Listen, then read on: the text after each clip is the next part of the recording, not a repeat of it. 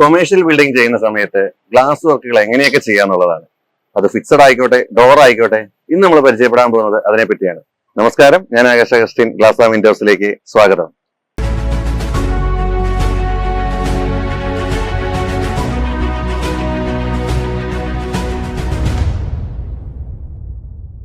ഞാനിപ്പോ നിൽക്കുന്നത് നമ്മുടെ കോഴിക്കോട് ക്രിസ്ത്യൻ കോളേജ് ജംഗ്ഷനിൽ പുതിയതായിട്ട് വരാൻ പോകുന്ന ഒരു ഹോസ്പിറ്റലിലാണ്. അപ്പോൾ അതിന്റെ വിശേഷങ്ങളാണ്. അപ്പോൾ ഈ ഒരു ഹോസ്പിറ്റലിന്റെ വർക്ക് സത്യമായിട്ടും കഴിഞ്ഞിട്ടില്ല. അപ്പൊ നമ്മൾ കൂടുതൽ നമ്മുടെ വീഡിയോസ് എന്ന് പറയുന്നത് വർക്ക് കഴിയുന്നതിന് മുമ്പുള്ളതാണ്. എന്താണെന്ന് വെച്ചാൽ അവിടെ നമ്മൾ ഫേസ് ചെയ്ത പ്രോബ്ലംസും എങ്ങനെയൊക്കെയാണ് നമ്മളത് സോൾവ് ചെയ്തത്, അതൊക്കെ പറയാൻ വേണ്ടിയിട്ടാണ് നമ്മൾ ഈ വർക്ക് നടക്കുന്ന സൈറ്റിൽ നമ്മളെപ്പോഴും വീഡിയോ ഷൂട്ടിംഗ് ചെയ്യാറുള്ളത്.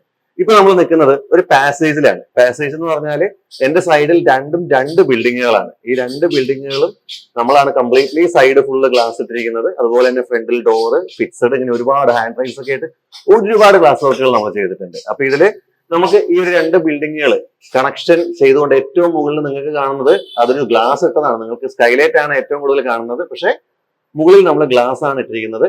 ഈ രണ്ട് ബിൽഡിങ്ങുകളും കണക്ട് ചെയ്തിട്ടുള്ള ഒരു പാസേജും കൊടുത്തിട്ടുണ്ട്. സോ നമ്മൾ ഏറ്റവും ആദ്യം ഇവിടെ കൊടുത്തിരിക്കുന്ന ഫിക്സഡ് ഗ്ലാസുകളാണ്. നമ്മുടെ രണ്ട് സൈഡിലും നമ്മൾ പാർട്ടീഷൻ ചെയ്തിരിക്കുന്നത് ഫിക്സഡ് ഗ്ലാസുകൾ ഉപയോഗിച്ചുകൊണ്ടാണ്. അപ്പോൾ ഈ ഒരു ഗ്ലാസുകളെ പറ്റി പറയാന്നുണ്ടെങ്കിൽ ഏറ്റവും ആദ്യം ഇതിന്റെ ഒരു ഹൈറ്റും കാര്യങ്ങളൊക്കെ നോക്കുകയാണെങ്കിൽ ഒരു 2.5 മീറ്റർ ഹൈറ്റിലാണ് ഈ രണ്ട് സൈഡിലെയും ഗ്ലാസുകൾ വന്നിരിക്കുന്നത്. അതിന് മുകളിലായിട്ട് ACPയുടെ ബോർഡർ ചെയ്തിട്ടുണ്ട്. ഏറ്റവും ആദ്യം അവിടെ നമുക്ക് കോൺക്രീറ്റ് ആയിരുന്നു. അതിനടിയിലൂടെ നമ്മൾ GIയുടെ ട്യൂബ് ഓടിച്ചു. അതിനടിയിലൂടെയാണ് ACP വന്നു. അതിനുശേഷമാണ് നമ്മൾ അലുമിനിയത്തിന്റെ ക്ലേറ്റ് ആംഗിൾ ഉപയോഗിച്ചുകൊണ്ട് ഫിക്സ് ചെയ്തിരിക്കുകയാണ്. അതേപോലെ ബോട്ടത്തിലേക്ക് നോക്കുകയാണെന്നുണ്ടെങ്കിൽ ബോട്ടം നമ്മൾ അലുമിനിയത്തിന്റെ ചാനലാണ് യൂസ് ചെയ്തിരിക്കുന്നത്. നിങ്ങൾക്ക് മുകളിൽ കാണുമ്പോൾ അതിനൊരു ബോർഡർ ആയിട്ട് നിങ്ങൾക്ക് ഫീൽ ചെയ്യാൻ സാധിക്കും, ഒരു എൽ ഷേപ്പിൽ. അതേസമയത്ത് താഴത്തേക്ക് വരുന്ന സമയത്ത് അത് കറക്റ്റ് ഒരു പ്ലെയിൻ ആയിട്ടുള്ള പ്രതലത്തിൽ ഇരിക്കുന്ന പോലെയാണ്. കാരണം അത് നമ്മൾ ചാനലാണ് കൊടുത്തിരിക്കുന്നത്. ഫ്ലോറും ഒരു ബ്ലാക്ക് ടൈൽ ആയതുകൊണ്ട് തന്നെ നമ്മളത് ബ്ലാക്കിൽ തന്നെയാണ് പോയിരിക്കുന്നത്. അതേപോലെ ഇതിന്റെ ഒരു തിക്നെസ് വരുന്നത് നോക്കുകയാണെങ്കിൽ ഒരു 10 mm ടഫൻ ഗ്ലാസ് ആണ് നമ്മളിവിടെ ചെയ്തിരിക്കുന്നത്. കൂടുതലും നമുക്കൊരു 2.5 മീറ്റർ ഹൈറ്റ് വരെയൊക്കെ നമുക്ക് 10 mm ഗ്ലാസ് ചെയ്യാനായിട്ട് സാധിക്കും. അതിന് മുകളിലേക്ക് പോകുന്ന സമയത്താണ് നമ്മൾ 12 ലാമിനേഷൻ അല്ലെങ്കിൽ സ്പൈഡർ അങ്ങനെയുള്ള പല രീതിയിലേക്ക് പോകുന്നത്. ഈ ഒരു ഹൈറ്റ് വരെയൊക്കെ മാക്സിമം നമുക്ക് 10 mm ഗ്ലാസിന്റെ ആവശ്യം വരുന്നുള്ളൂ. ഗ്ലാസ് ഏകദേശം ഒരെണ്ണത്തിന്റെ ഒരു വീതി വന്നിരിക്കുന്നത് ഒരു 1.60 1.70 ആ ഒരു റേഞ്ചിലുള്ള ഗ്ലാസുകളാണ്. പിന്നെ അതേപോലെ നമ്മൾ സിലിക്കോൺ ഗ്യാപ്പുകൾ കൊടുത്തിട്ടുണ്ട്. ഏകദേശം ഒരു 5 mm വരെ ഗ്യാപ്പ് വരുന്ന രീതിയിൽ. നമ്മൾ ബിൽഡിങ്ങിന്റെ ഫ്രണ്ട് ഭാഗത്തേക്ക് വരുന്ന സമയത്ത് ഞാൻ പറഞ്ഞിരുന്നു നമുക്ക് രണ്ട് ബിൽഡിംഗ് ആണ്. അതൊരു ബിൽഡിംഗ് ആണ്, ആക്ച്വലി ഇതും വേറൊരു ബിൽഡിംഗ് ആണ്. നമ്മൾ ഈ ഒരു ഏരിയയിലും ഗ്ലാസ് ഡോർ കൊടുത്തിട്ടുണ്ട്. അതേപോലെ തന്നെ ഇവിടെയും വലിയ ഒരു എൻട്രൻസ് ആണ്. രണ്ട് സൈഡിൽ ഫിക്സഡ് ഗ്ലാസുകൾ വന്നിട്ടുണ്ട്.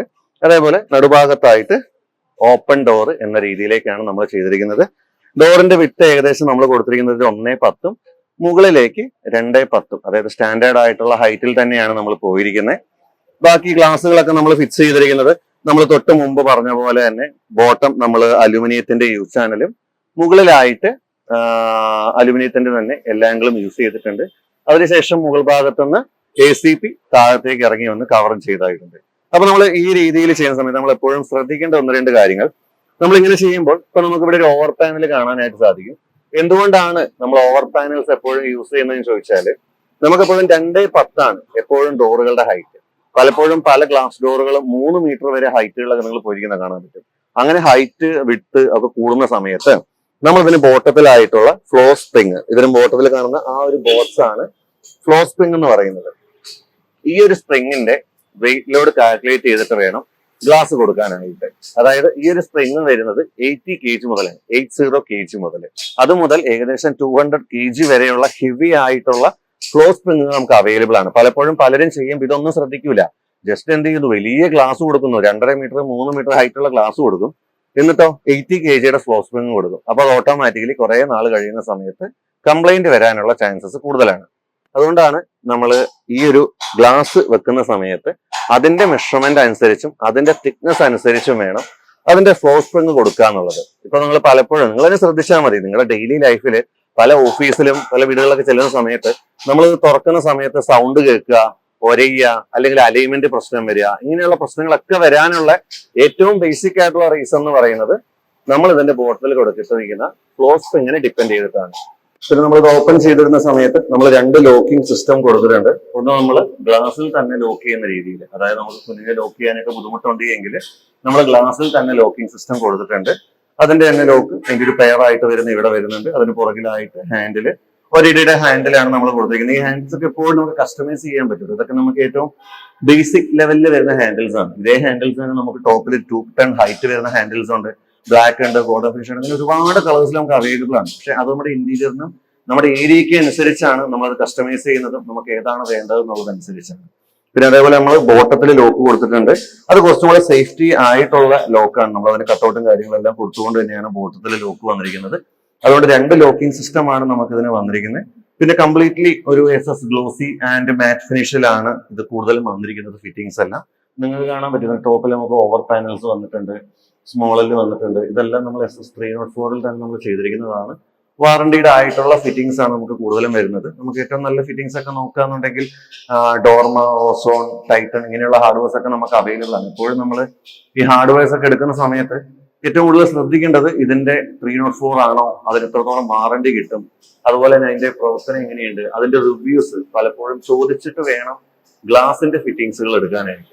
പല സ്ഥലങ്ങളിലും പലരും കോസ്റ്റ് കുറയുന്നതനുസരിച്ച് എടുക്കും, അതിനുശേഷം അത് തുരുമ്പെടുക്കുക, അല്ലെങ്കിൽ അത് വർക്ക് ആവാതിരിക്കുക, പിന്നീട് ചിലപ്പോൾ ആ ഒരു പ്രോപ്പറായിട്ട് വർക്ക് ആവാത്തതിന്റെ പേരിൽ ഈ ഗ്ലാസ് താഴെ വീണ് പൊട്ടിയ സംഭവങ്ങൾ വരെ ഉണ്ടായിട്ടുണ്ട്. കാരണം നമ്മുടെ ഈ ഗ്ലാസ് എന്ന് പറഞ്ഞാൽ കംപ്ലീറ്റ്ലി ഫ്രെയിംലെസ് ആണ്. നമ്മുടെ ഈ ഒരു കോർണറിൽ ജസ്റ്റ് ചെറിയൊരു ടൈലിന്റെ പീസ് എടുത്ത് ചുമ്മാ ഇങ്ങനെ ഒന്ന് മുട്ടി കൊടുക്കുക, ഈ ഗ്ലാസ് കംപ്ലീറ്റ്ലി പൊട്ടിപ്പോകും. കാരണം ടഫൻ ഗ്ലാസിന്റെ ഒരു പ്രത്യേകതയാണ് കോർണറിൽ സോളിഡ് ആയിട്ടുള്ള ഒരു പ്രതലം വെച്ച് തട്ടിക്കഴിഞ്ഞാൽ പെട്ടെന്ന് പൊട്ടുക എന്നുള്ളത്.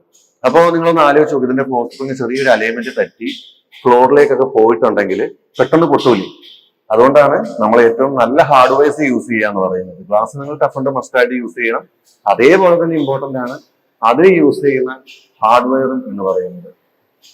നമ്മൾ ഗ്രൗണ്ട് ഫ്ലോറിലേക്ക് വന്നു, അതിനുശേഷം നമുക്കൊരു സ്റ്റെയർ ഏരിയ വരുന്നുണ്ട്. ഈ ഒരു പുറകിലേക്കാണ് നമുക്ക് സ്റ്റെയർ വരുന്നത്. അപ്പൊ നമ്മൾ ഇവിടെ ഹാളിലേക്ക് നമ്മൾ സെൻട്രലൈസ് ചെയ്യാൻ വെക്കുന്ന സമയത്ത് AC പോകുന്നത് കൊണ്ടാണ് നമ്മൾ എന്ത് ചെയ്തിരിക്കുന്നത്, ഇവിടെയും നമ്മൾ ഒരു ഡോറ് കൊടുത്തിട്ടുണ്ട്. ഈ ഒരു ഡോറിന് നമ്മൾ ബോട്ടം ലോക്ക് കൊടുത്തിട്ടില്ല, അത് നമ്മൾ ഫ്രണ്ടിലേക്ക് മാത്രമേ കൊടുത്തിട്ടുള്ളൂ.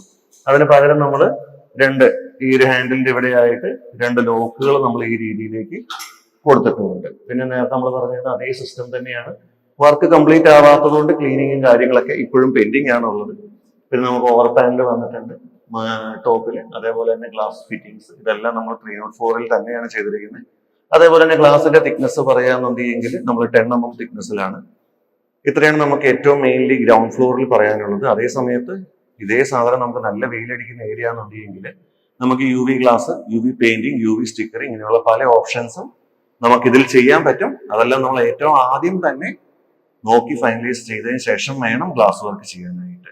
ഈ ഒരു ബിൽഡിംഗ് ഏകദേശം 3 നില ബിൽഡിംഗ് ആണ്. അതിൽ ആദ്യത്തെ 2 ഫ്ലോർ വരെ ഹോസ്പിറ്റലും അതിന് ഏറ്റവും മുകളിലത്തെ ഫ്ലോർ റൂമുകളുമായിട്ടാണ് അറേഞ്ച് ചെയ്തിരിക്കുന്നത്. അതുകൊണ്ട് തന്നെ ഈ ബിൽഡിംഗിൽ ഒരുപാട് വിശേഷങ്ങൾ പറയാനുണ്ട്. അടുത്ത വീഡിയോയിൽ ഈ ബിൽഡിംഗിലെ അടുത്ത ഫ്ലോറിലെ വിശേഷങ്ങളുമായി വീണ്ടും കാണാം. നന്ദി, നമസ്കാരം.